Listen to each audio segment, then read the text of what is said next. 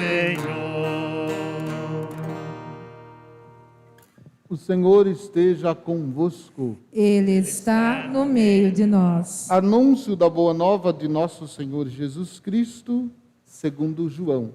Glória a vós, Senhor.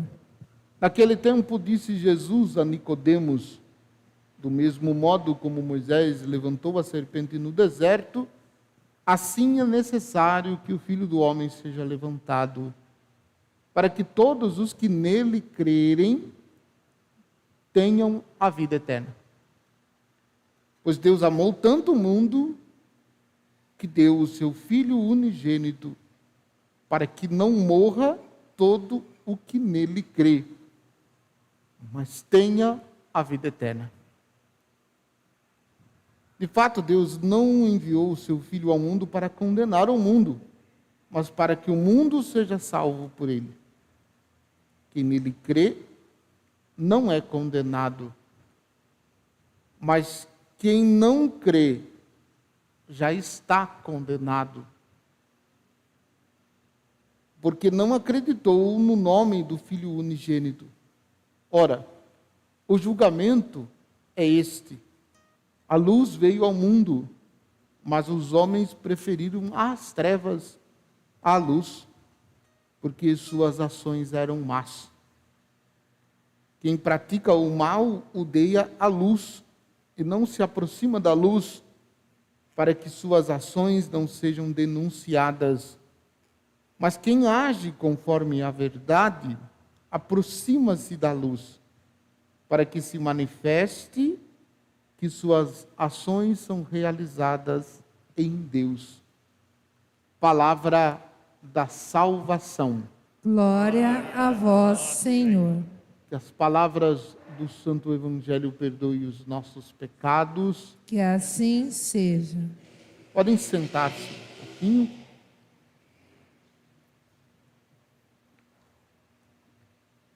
Algumas observações sobre a palavra de Deus, para nós meditarmos e rezar um pouquinho mais. Princípio, me assusta o início da leitura do livro de Crônicas que nós ouvimos na primeira leitura. Naqueles dias, todos os chefes dos sacerdotes e o povo multiplicaram suas infidelidades, imitando as práticas abomináveis das nações pagãs, profanaram o templo que o Senhor tinha santificado em Jerusalém. Uma exortação de Crônicas profunda e desconcertante. A gente escuta estas palavras e estas palavras penetram quase que rasgando o coração da gente por dentro.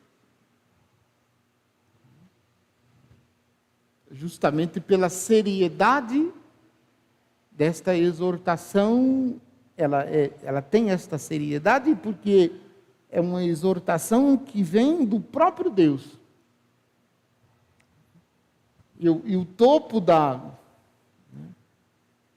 mensagem, vamos dizer assim, é dirigido para o chefe dos sacerdotes e o povo multiplicaram suas infidelidades. Com base nisso, eu posso afirmar, seguramente, os cristãos, aqueles que creem de verdade em Jesus Cristo, têm que ser diferentes. Diferente daqueles que não creem. Aqueles que têm fé têm que ter um comportamento diferente daqueles que não acreditam. É disso que se trata. Claro que a gente está fazendo essa leitura a partir de Jesus no Novo Testamento. Mas aqueles que são movidos pela fé, eles precisam de ser diferentes no mundo. como Cristo, como o Senhor Jesus, precisam ser sinal de contradição. Isto é, se está todo mundo seguindo por um lado, movido pelas paixões mundanas, pelas paixões desordenadas, aquele que tem fé precisa caminhar no caminho contrário. Mesmo que seja sozinho, mesmo que esteja sozinho.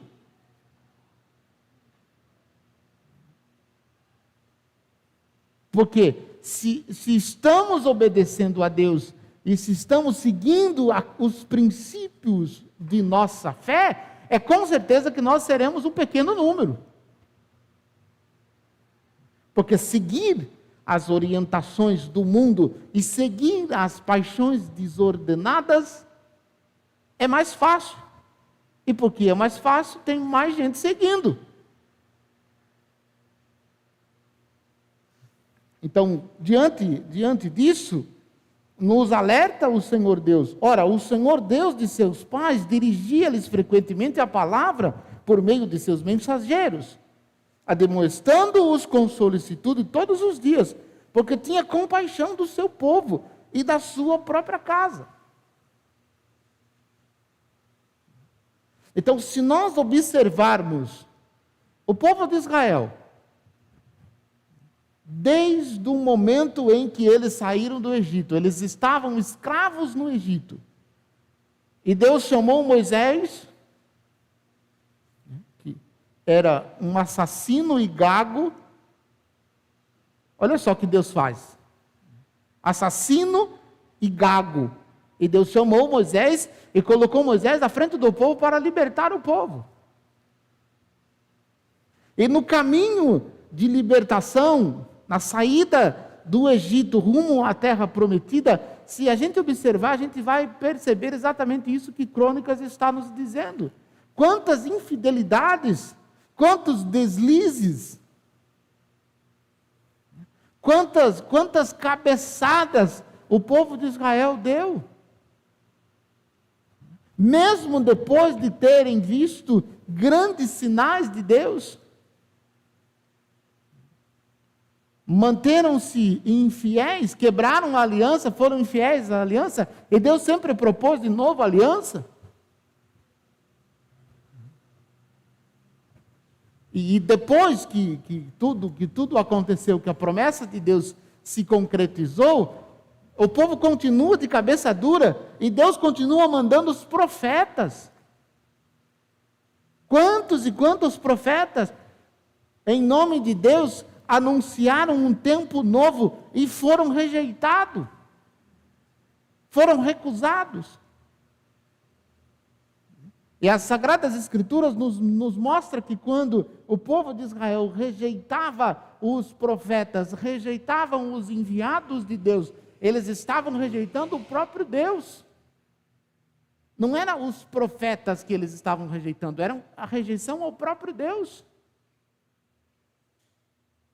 E a beleza disso é que, conforme nós ouvimos do versículo 15 dessa leitura do capítulo 36, ora, o Senhor Deus de seus pais dirigia-lhes frequentemente a palavra por meio de seus mensageiros, demonstrando-os com solicitude todos os dias.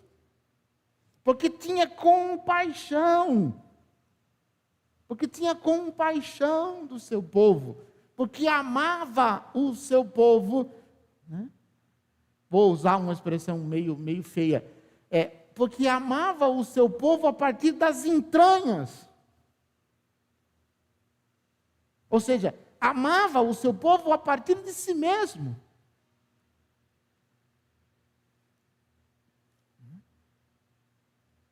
E essa é justamente a manifestação da misericórdia de Deus para com o seu povo. Mas apesar disso tudo, versículo 16, eles zombavam dos enviados de Deus, desprezavam as suas palavras, até que o furor do Senhor se levantou contra o seu povo, e não houve mais remédio. Os inimigos incendiaram a casa de Deus, deixaram abaixo os muros de Jerusalém, atearam fogo a todas as construções fortificadas e destruíram tudo que havia de precioso.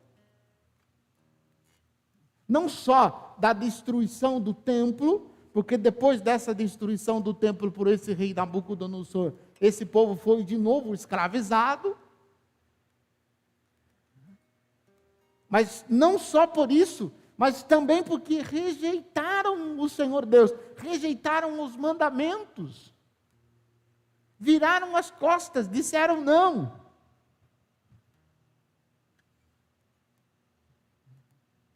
E existem, minha gente, desde esta época, muitas maneiras que os homens ainda estão usando para dizer não a Deus, para virar as costas para Deus.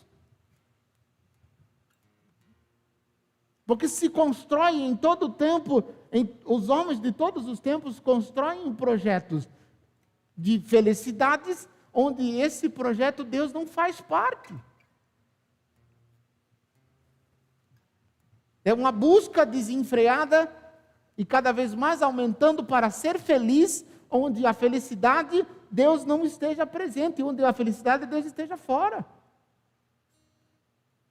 E se existe um projeto de felicidade, um projeto de vida sem a presença de Deus, é certo que este projeto não vai chegar ao fim, este projeto não vai se realizar.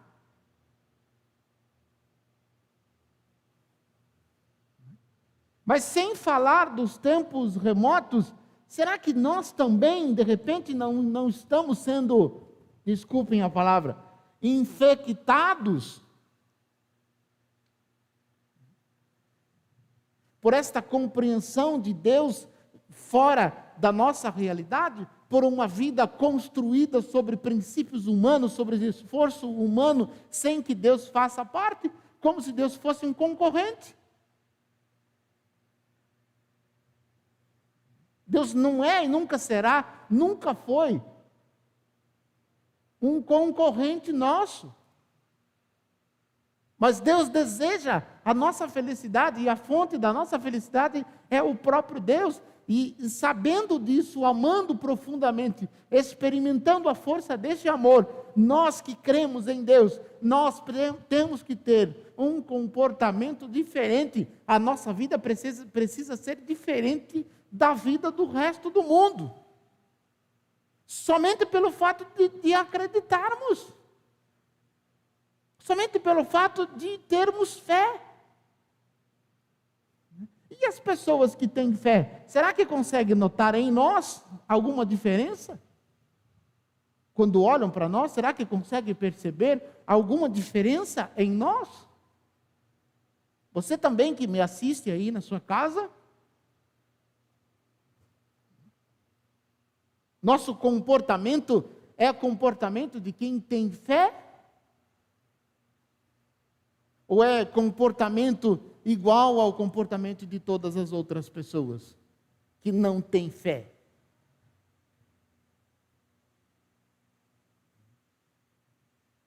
Então, diante disso, é preciso a gente refletir. É preciso a gente refletir para que a gente volte a buscar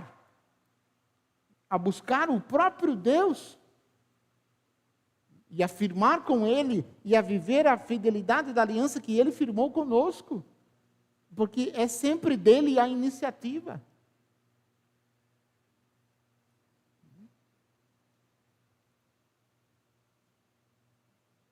Depois o Salmo, né? A promessa de Deus. É Deus dizendo para o povo de Israel, é Deus dizendo para Jerusalém, é Deus dizendo para nós, que se prenda a minha língua ao céu da boca, se de ti, Jerusalém, eu me esquecer.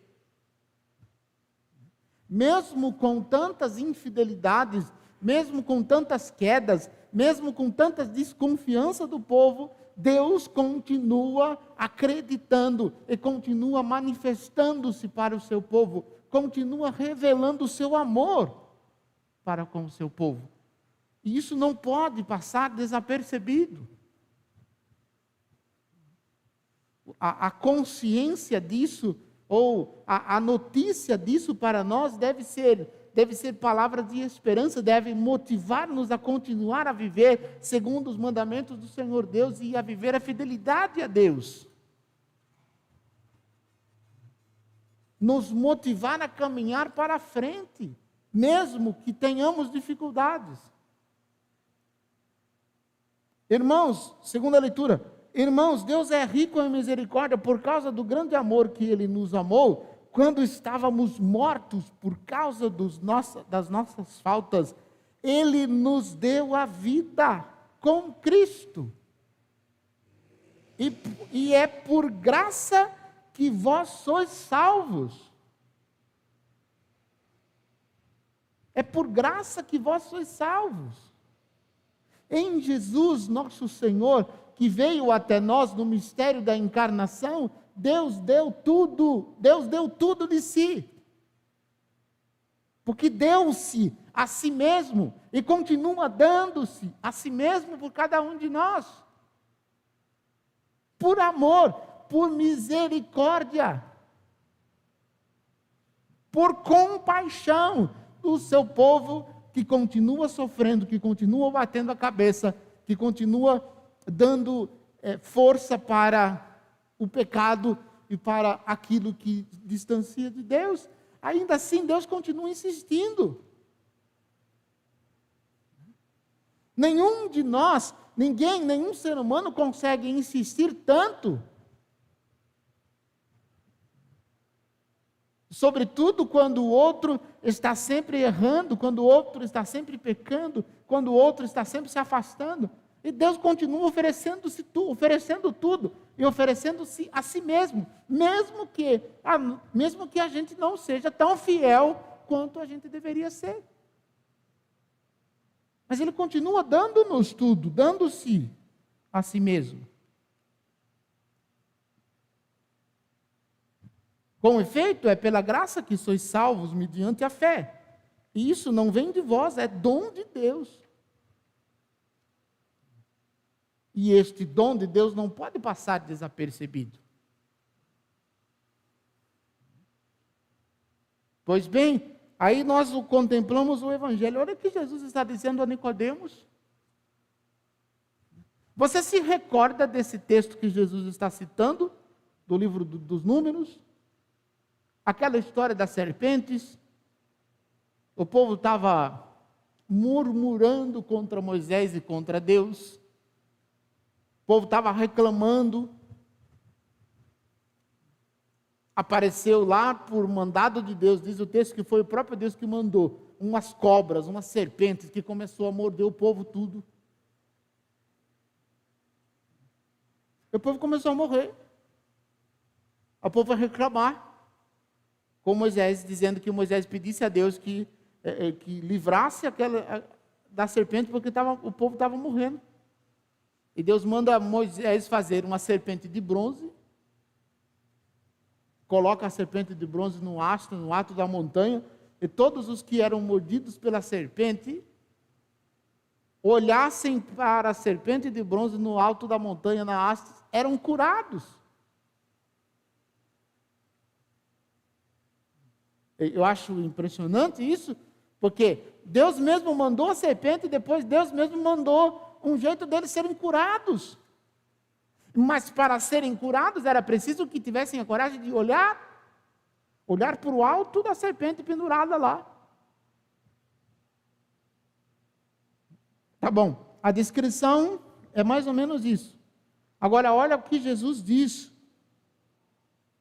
Do mesmo modo como Moisés levantou a serpente no deserto, assim é necessário que o Filho do Homem seja levantado, para que todos os que nele crerem tenham a vida eterna. Notem que tem uma condição. Quem é que vai ter a vida eterna? Todos aqueles que nele crerem, não morrerão.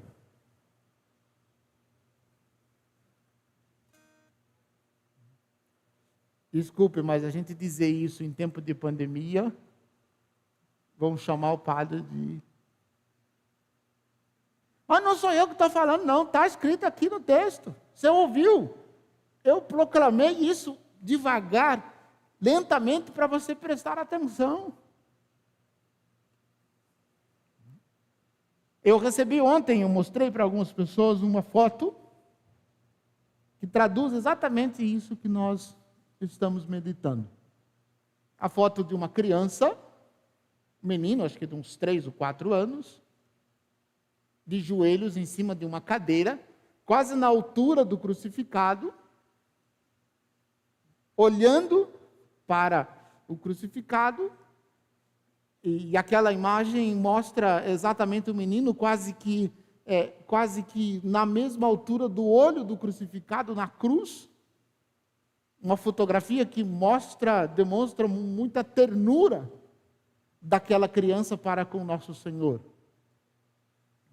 E a gente fica pensando, será que nós temos também, quando olhamos para a cruz, vocês talvez devem ter observado, os que estão aqui na igreja, o crucificado hoje está coberto. Está coberto. Um costume antigo na igreja, que a partir do 4º domingo da quaresma, se cobria o crucificado, para que a gente pudesse, na experiência da fé, contemplar o mistério da cruz de nosso Senhor, que vai ser desvelado, que vai ser mostrado.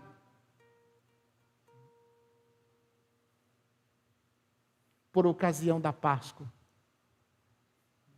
E a foto que eu recebi, pela qual estou me referindo, tinha uma mensagem, um pequeno texto, que dizia assim, que nenhum vírus é mais forte do que o sangue de Jesus derramado na cruz por amor de cada um de nós.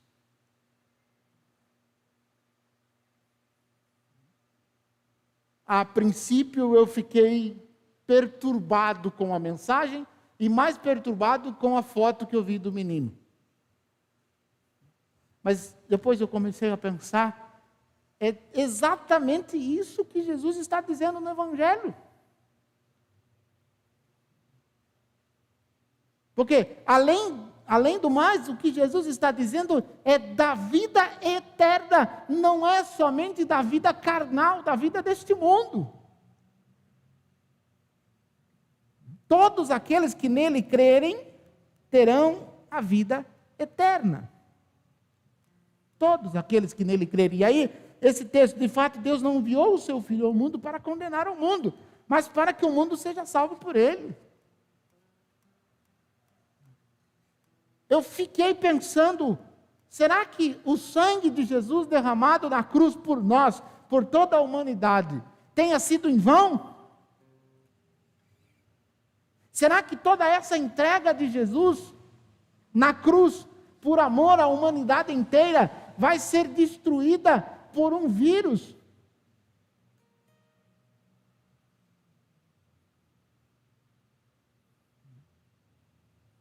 Com certeza que não, porque se fosse destruída por um vírus, nosso Senhor seria mentiroso. E nosso Senhor não mente, nós sabemos disso. Mas a certeza disso, o conhecimento dessas coisas, o conhecimento disso que o Padre está falando, o que produz em nós, qual o grau de conversão, qual o grau de comprometimento nosso para com Deus.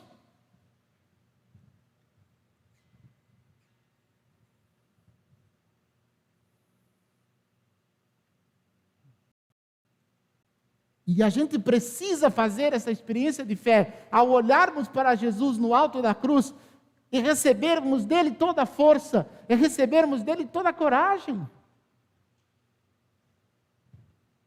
Porque tudo isso que ele fez por amor. Por amor a mim, pobre pecador. Por amor a nós. Por amor à humanidade inteira.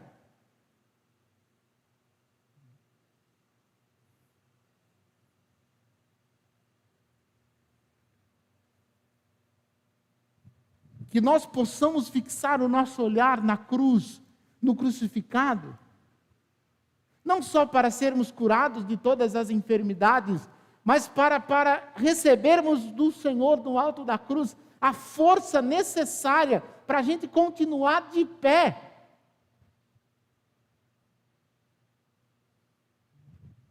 E se preciso for, para que a gente continue de pé, a gente se ajoelhe. Porque se não nos ajoelhamos diante da cruz de Cristo, é certo que nós nos ajoelharemos diante das dificuldades que a vida irá nos apresentar.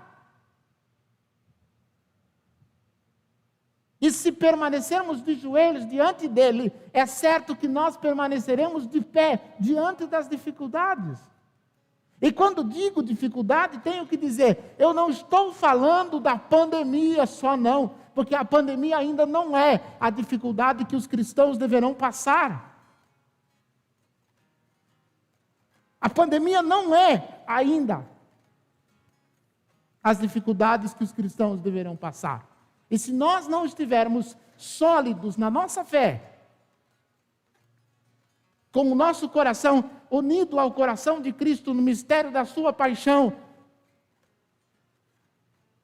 nós não conseguiremos passar pelas dificuldades.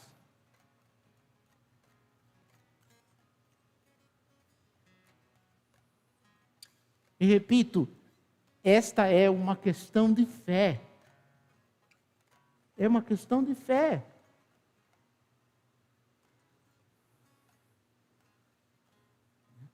E aí o versículo 16, Deus amou tanto o mundo que nos deu o seu Filho, para que todos aqueles que nele crê não pereçam, mas tenham uma vida eterna. Ou a gente acredita nisso e pauta a nossa vida nesta fé, ou então,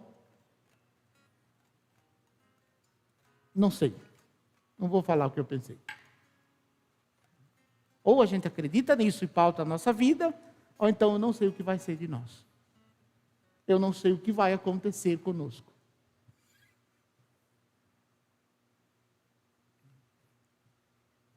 Olhemos para Jesus. Fixemos o nosso olhar em Jesus. E não desviemos por nada. Por nada. Mantenha firme. Como a foto do menininho que eu disse. Olhando fixamente Jesus na cruz. E é assim que nós precisamos estar. Olhando fixamente para Jesus. E aconteça o que acontecer, não tire o seu olhar de Jesus. Olhe para Ele. Porque é nele e é dele que virá a nossa força. É nele e é dele que virá a nossa salvação. Nenhum outro, ninguém mais poderá salvar-nos. Ninguém mais poderá livrar-nos, a não ser Ele. Que a gente viva este amor, que a gente viva unido a Jesus. Unidos a Jesus crucificado. Para que a gente consiga permanecer firmes até o fim. Firmes até o fim. Não desanimemos mediante as dificuldades, mas olhemos sempre para Jesus, para que nas dificuldades a gente possa também encontrar a presença de Jesus. Louvado seja nosso Senhor Jesus Cristo. Para sempre seja louvado. Creio em Deus